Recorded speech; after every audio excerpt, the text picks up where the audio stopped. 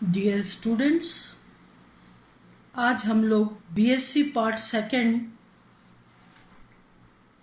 का topic coordination compounds या उपसहसंयोजक यौगिक शुरुआत करने जा रहे हैं। मैं डॉक्टर पूर्णिमा दीक्षित, जो कि BSc part second A section को पढ़ा रही हूं। तो आज हम टॉपिक शुरू कर रहे हैं कोऑर्डिनेशन कंपाउंड्स या उपसहसंयोजक यौगिक। आप सभी परिचित हैं सिंपल सॉल्ट या साधारण लवण से। जानते हैं कि जब भी अम्ल और क्षार को मिलाया जाता है तो लवण और जल बनते हैं। जैसे यहाँ पर आपने कई सारे एग्जाम्पल्स देखे होंगे। HCl और NaOH को मिलाओगे तो NaCl और H2O बनेगा। अम्ल व क्षार को मिलाने पर लवण और जल बनते हैं।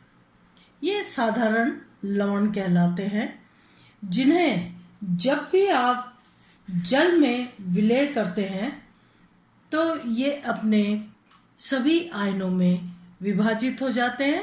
यहाँ पर आप देखिए, उदाहरण के तौर पे K2SO4 दिया गया है। इसे अगर जल में विलय करें तो K2SO4 K+ आयन और SO4 2- आयन में विभाजित हो जाता है। जो भी लवण होते हैं, जब भी आप जल में विलय करेंगे तो अपने साधारण आयनों में विभाजित हो जाते हैं। अगर दो साधारण लवणों को मिलाया जाए, उन दोनों के विलयन के रूप में आप मिलाएंगे और वाष्पित करेंगे, तो लास्ट में जो यौगिक रह जाएगा वो द्विक लवण कहलाता है, या दो लवणों के योग से मिलकर बना हुआ लवण द्विक लवण कहलाता है। जैसे उदाहरण के तौर पर KCl और MgCl2 के जलीय विलयन को आपस में मिला करके और वाष्पित किया जाता है तो बनता है KCl MgCl2 6H2O। ये क्या चीज है? ये कहलाता है कार्नेलाइट। जब इस द्विक लवण, अब आप देखिए यहाँ पे KCl और MgCl2 के जलीय विलयन को आपने आपस में मिला के वाष्पित किया तो योगात्मक यौगिक बन गया KCl.MgCl2 6H2O। ये कार्नेलाइट है। इस सॉल्ट को जब भी आप जल में विलय करेंगे तो ये द्विक लवण जो है, द्विक लवण यानी दो लवणों के योग से बना डबल सॉल्ट, इसको जल में विलय करते ही अपने सभी आयनों में Mg2+ K+ और 3 क्लोराइड आयन Cl- आयनों में विभाजित हो जाता है। इसी प्रकार से यदि आप देखें तो K2SO4 और Al2SO4 थ्राइस दोनों के ही, ये एल्यूमिनियम सल्फेट है, ये पोटेशियम सल्फेट है, आप इनके नामों से परिचित हैं। इन दोनों के जलीय विलयन को यदि वाष्पीकृत किया जाए तो इन दोनों के योग से एक योगात्मक यौगिक बनता है K2SO4 Al2SO4 थ्राइस 24H2O। इसमें 24 जल के अणु भी लगे हैं। ये पोटाश एलम है, या साधारण भाषा में इसे अपन फिटकरी भी कहते हैं। तो K2SO4 Al2SO4 थ्राइस के जलीय विलयन को जब वाष्पीकृत करते हैं तो अंत में जो क्रिस्टल्स रह जाते हैं वो K2SO4 Al2SO4 thrice 24H2O potash alum या फिटकरी के रह जाते हैं। अगर अब इस द्विक लवण को, फिटकरी को या पोटाश एलम को जल में विलय किया जाए तो ये अपने सभी आयनों में विभक्त हो जाते हैं आपको K+ आयन भी मिलेगा, सल्फेट आयन भी मिलेगा, एल्यूमिनियम आयन भी मिलेगा। तो जैसे ही इसे जल में विलय करेंगे ये अपने सभी आयनों में विभक्त हो जाते हैं, और चूंकि 2 लवणों के योग से बने हुए हैं इसीलिए हम इसे द्विक लवण कहते हैं। और लवण क्यों कह रहे हैं आप? क्योंकि जैसे ही जल में विलय कर रहे हैं आप, ये अपने सभी आयनों में विभाजित हो जाते हैं। आप विलयन में इन सभी आयनों का परीक्षण कर सकते हैं। इस अभिक्रिया में पोटेशियम आयन, मैग्नीशियम आयन, इनका परीक्षण कर सकते हैं। इस अभिक्रिया में aluminium ion, potassium ion, sulphate ion, इन सभी का परीक्षण कर सकते हैं। इसीलिए ये साधारण लवण कहलाते हैं। अगर तीसरी चीज ये है कॉम्प्लेक्स और कोऑर्डिनेशन कंपाउंड। कॉम्प्लेक्स यानी संकुल। शुरू में इस प्रकार के यौगिकों के बंधन के बारे में जानना बहुत मुश्किल हो गया था। क्यों ये बन रहे हैं, कैसे ये बन रहे हैं, इन सभी बातों का पता लगाना काफ़ी मुश्किल था, और इसीलिए इनको नाम दिया संकुल या कॉम्प्लेक्स। तो अब हम पढ़ रहे हैं कॉम्प्लेक्स के बारे में या कोऑर्डिनेशन कंपाउंड के बारे में। अगर KCN को FeCN2 विलयन और KCN के विलयन को मिलाया जाए आपस में तो बनता है K4FeCN6, जिसको जल में विलय किया जाए तो K+ आयन और FeCN6-4 आयन प्राप्त होता है। इसका मतलब क्या हुआ कि ये Fe2+ ion, cyanide ion, potassium ion, ये सब न दे करके सिर्फ पोटेशियम आयन और FeCN6 आयन देता है, जो कि न तो आयरन का टेस्ट देता है न साइनाइड आयन का टेस्ट देता है। तो इसे कहा गया कॉम्प्लेक्स, जिसको समझ पाना मुश्किल था। ये विलयन में K+ आयन व जटिल FeCN6-4- आयन का परीक्षण देता है, न कि Fe2+Cn- आयन का।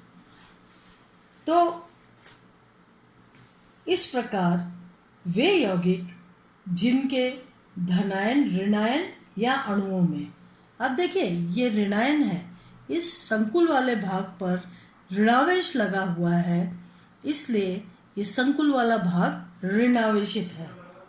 तो ये विलयन यौगिक जिनमें धनायन, ऋणायन या अणुओं में धातु परमाणु या आयन किसी अन्य ऋणायन या आबंधी इलेक्ट्रॉन युग्म वाले उदासीन अणु, जिनको हम कहते हैं लिगेंड, यहाँ पर आयरन साइनाइड लिगेंड से जुड़ा हुआ है जो कि ऋणावेशित है। तो इस प्रकार वे यौगिक जिनके धनायन, ऋणायन या अणुओं में धातु परमाणु या आयन किसी अन्य ऋणायन या अबंधी इलेक्ट्रॉन युग्म वाले उदासीन अणु, जिन्हें लिगेंड कहते हैं, चाहे वो धनावेशित हो, चाहे ऋणावेशित हो और चाहे उदासीन हो, से उपसहसंयोजक बंध बनाकर संकुल आयन या अणु बनाते हैं, वो उपसहसंयोजक या संकुल यौगिक कहलाते हैं। यहाँ पर आप देखिए साइनाइड आयन ने लोन पेयर ऑफ इलेक्ट्रॉन का युग्म आयरन Fe2+ आयन को दे करके और एक एक उपसहसंयोजक बंध बनाया है।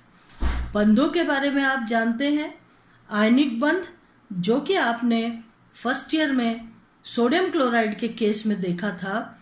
सोडियम एक इलेक्ट्रॉन दे करके Na+ बनाता है, इसी प्रकार से क्लोराइड एक इलेक्ट्रॉन लेके Cl- आयन बनाते हैं, और ये दोनों करीब आकर के आयन युग्म बनाते हैं, करीब आकर के आयन पेयर बनाते हैं। आयन पेयर सोडियम क्लोराइड, जिस पर सोडियम पर +1 चार्ज है, क्लोराइड पर -1 चार्ज है। ये दोनों करीब आकर के और आयन पेयर्स बनाते हैं। इनके मध्य स्थिर विद्युत आकर्षण बल या आयनिक बॉन्ड होता है। इसी प्रकार से आप सहसंयोजक संकुलों, सहसंयोजक बंध के बारे में भी पढ़ा है।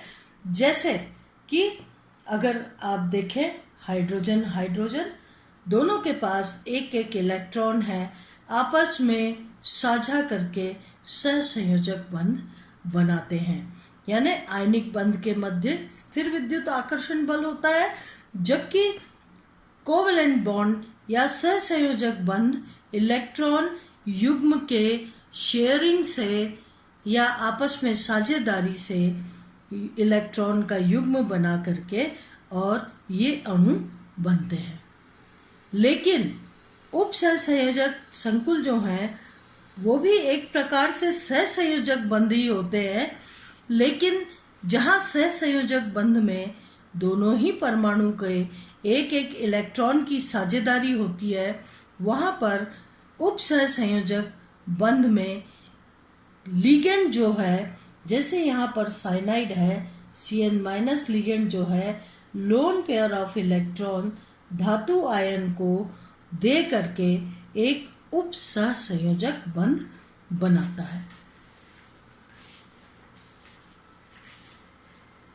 इस तरीके से हम कह सकते हैं कि यहाँ पर जैसे आप देख रहे हैं उप सहसंयोजक बंध K4FeCN6, जहाँ पर K+ आयन जो है या संख्या में 4 जुड़ा हुआ है FeCN6 से, क्योंकि FeCN6 पर 4- या 4- चार्ज है। ये साधारण आयन है। K+ और FeCN6 4- एक जटिल आयन है।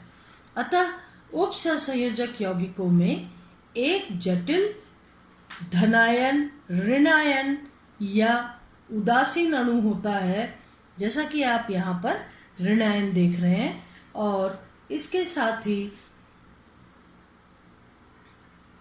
इसमें केंद्रीय धातु या आयन निश्चित ज्यामिति में निश्चित संख्या के लिगेंडों द्वारा अपने समन्वय संख्या के बराबर के लिगेंडों द्वारा जुड़े हुए रहते हैं। जटिल आयन या अणु को ब्रैकेट में लिखते हैं, जैसा कि यहाँ पर आप देख रहे हैं। इस जटिल आयन को हमने ब्रैकेट में लिख रखा है। यहाँ पर साधारण आयन धनायन है, जटिल आयन ऋणायन है। इसी तरीके से दूसरे उदाहरण अभी बहुत सारे आएंगे, जिसमें आप देखेंगे कि जटिल आयन धनायन है और साधारण आयन ऋणायन है। जैसे उदाहरण के तौर पर कोबाल्ट NH3 6Cl3, यहाँ पर यदि इसे जल में विलय किया जाए तो CONH3 6 3+ CONH3 6 3+ ion plus 3 Cl- ion मिलेंगे। तो इस तरीके से ये जो उप सहसंयोजक यौगिक हैं या जो जटिल यौगिक हैं, इनमें साधारण धनायन, संकुल ऋणायन या फिर संकुल धनायन और साधारण ऋणायन दोनों ही प्रकार के आयन मिल करके और जटिल यौगिक बनाते हैं। उदाहरण के तौर पे देखा जाए तो हीमोग्लोबिन, क्लोरोफिल, विटामिन B12 क्रमशः आयरन, मैग्नीशियम व कोबाल्ट के संकुल यौगिक हैं। एल्यूमिनियम व टाइटेनियम के कुछ संकुल एथिलीन के बहुलीकरण पॉलीमराइजेशन में उत्प्रेरक के रूप में प्रयोग किए जाते हैं। संकुल यौगिक जैसे संकुल यौगिक जल मृदुकरण, आयन विनिमय, रेजिन, औषधियाँ, प्रतिऑक्सीकारक यानी एंटीऑक्सीडेंट, डाई इत्यादि विद्युत लेपन, इलेक्ट्रोप्लेटिंग में उपयोग किए जाते हैं, बहुतायत उपयोग किए जाते हैं। आज का लेक्चर हम यहीं पर समाप्त कर रहे हैं। कल हम ये जटिल यौगिकों में किस तरीके से बंधन का पता लगाएं। शुरुआत में इनका नाम ही जटिल है, जैसा मैंने आपको बताया। इनके बंधन के बारे में लोगों को, वैज्ञानिकों को समझना मुश्किल हो रहा था। सबसे पहले वर्नर ने इस प्रकार के यौगिकों में बंधन को समझाने के लिए कुछ संकुल बनाए और उनका अध्ययन किया। तो कल हम पढ़ेंगे वर्नर का सिद्धांत। वर्नर ने इस प्रकार के यौगिक बना करके और अपना सिद्धांत प्रतिपादित किया। ये लेक्चर हम कल पढ़ेंगे वर्नर्स थ्योरी। Thank you.